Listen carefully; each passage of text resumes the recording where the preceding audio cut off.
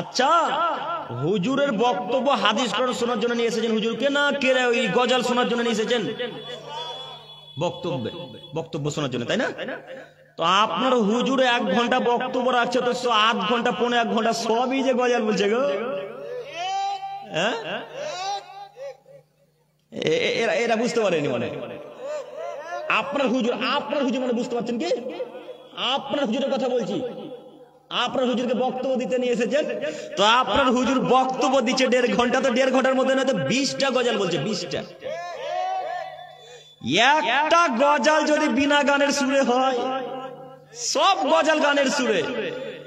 এই ইউটিউবার ভাইদের মধ্যে কোন এক ভাই আমাকে ওই ইটাহারে দেখাচ্ছে যে দেখেন ভাই, এই দেখেন গজল, দেখেন গজল নাকি কিসের বনবাস। এই শুনছেন কথা শুনছেন? কমলার বনবাসের গানের গজল করেছে, এরাই বলছে। দেখেন, আমি বলেছি কি? হ্যাঁ, কমলার বনবাসের গজল নাকি বক্তা বলে। ও বক্তা সাহেব, জিহুব্বা কাটার জন্য প্রস্তুত থাকিয়েন। ও বক্তা সাহেব, ঠোঁট কাটার জন্য প্রস্তুত থাকিয়েন। বেটা, কিয়ামত কত কঠিন তুমি বোঝনি। স্টেজে এসে গজল বলো মানে 20টা গজলের জায়গাতে 20টা হাদিস বলে একটা মানুষ উপকার হবে কি হবে না? ইনশাআল্লাহ হবে তো, আশাবাদী। 20টা গজল আপনার হুজুর বলছেন, 20টা গজলের জায়গাতে যদি 20টা হাদিস বলতো, তাহলে সবাই উপকার পাবে। এটা আমি বলতে চাইছি না। 100টা মানুষের মধ্যে হয়তো 2টা মানুষ তো হেদায়েত পেত ইনশাআল্লাহ। তো বলেন, গজল দিয়ে আজ পর্যন্ত কোনো মানুষ হেদায়েতের পথে এসেছে? যে গজল দিয়ে কোনো মানুষ হেদায়েতের পথে আসে না। আপনাকে আমি আরো একটা কথা বলি, গজল কখনো গানের সুর ছাড়া হয় না।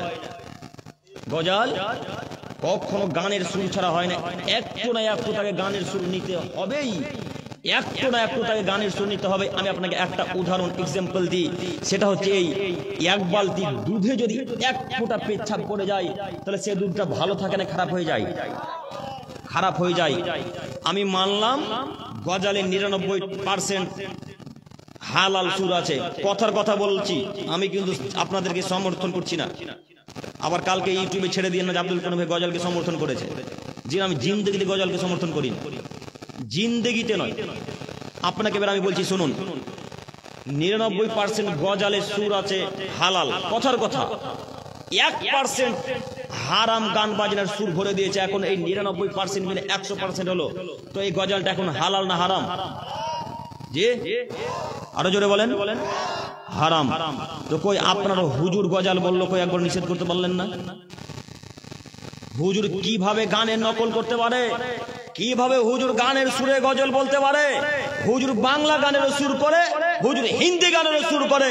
হুজুর একটুকু কি বোঝে না হাদিস কোরআন? হুজুর কি একটুকু বোঝে না হাদিস কোরআন? হুজুর কেন গান দিয়ে গজল করবে? হুজুর কেন কোরআন হাদিসের বক্তব্যের স্থানে গজল বলবে? জি না, গজল ভাবে এইভাবে বলতে পারে না, গজল এইভাবে বলতে পারে না। গজল যদি বলতে হয় আলাদাভাবে অনুষ্ঠান করে, তাতে আসে না। এটা কোরআন হাদিসের আলোচনার জায়গা, এখানে সদা সর্বদা কোরআন হাদিস আলোচনা করতে হবে। 1.5 ঘন্টা যদি আলোচনা চলে, 1.5 ঘন্টাতে 1.5 ঘন্টায় কোরআন হাদিস দিয়ে বলতে হবে। 1.5 ঘন্টাতে আনুমানিক তাকে 15টা থেকে 20টা হাদিস বলতে হবে। 15টা থেকে 20টা হাদিস তো বলা বহু দূরের কথা, একটা হাদিস বলে না, 15টা থেকে 20টা শুধু গজলই বলে। হ্যাঁ, ওই হুজুর নাকি আপনাদের প্রধান বক্তা। মানুষ বোকা হলে মানুষের বিবেক বুদ্ধি কোথায় গিয়ে দাঁড়ায়? মানুষ বোকা হলে মানুষের বিবেক বুদ্ধি কোথায় গিয়ে দাঁড়ায় আমি নিজেও বুঝতে পারি না। যে বেশি গজল বলতে পারে সেই নাকি প্রধান বক্তা। আর আপনারা মনে করেছেন এই যারা জালসা কমিটি, যারা আপনারা জালসা করে, শুধু আপনাদের বুড়িয়ানকে বলছি না, সারা ভারতবর্ষে, বাংলাদেশ, পাকিস্তান, আরব, কুয়েত যে যেখানে জালসা করছে তাদের সকলের উদ্দেশ্যে বলছি, যে যত বেশি টাকা নিতে পারে সে তত বড় বক্তা মনে করেছেন আপনারা, তাই না? যে যত বেশি টাকা নিতে পারে সে তত বড় বক্তা, এটা আপনাদের ধারণাই। এবার আপনাকে আমি একটা কথা বলে যাচ্ছি, শুধু আপনি কথার সাথে কথা মিলাবেন।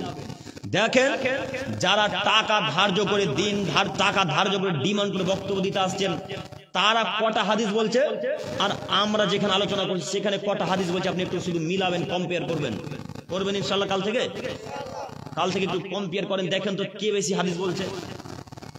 দেখেন আপনার হুজুর কটা হাদিস বলেছে 1.5 ঘন্টার আলোচনাতে, আর আমরা 1.5-2 ঘন্টার আলোচনাতে কটা হাদিস বলেছে, আপনি শুধু দেখি মিলাবেন, শুধু একটু মিলাবেন।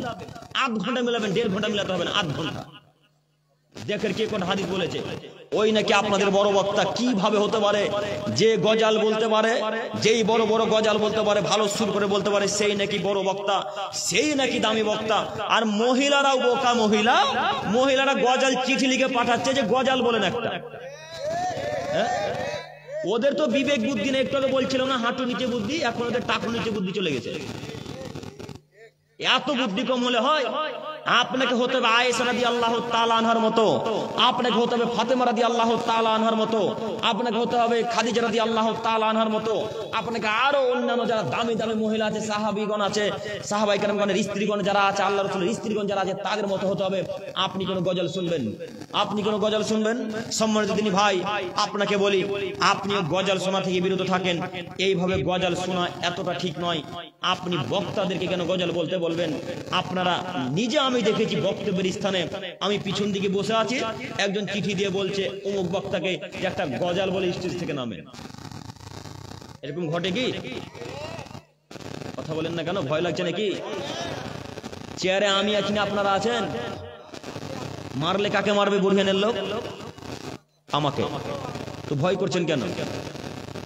শুধু কথার সাথে কথা মেলাবেন, একটু ভয় করিয়েন না। আমি আব্দুল করিম রানুল ইসলাম জিন্দেগিতে কাউকে ভয় করে বক্তব্য রাখিনি, রাখবো না ইনশাল্লাহ। এতটুকু আল্লাহর উপর বিশ্বাস রাখি। আর দিন রাত আম্মাকে বলে, আম্মা স্টেজে যাচ্ছে একটু দোয়া করিয়েন। আম্মু দোয়া করেন। আম্মু মাঝে মাঝে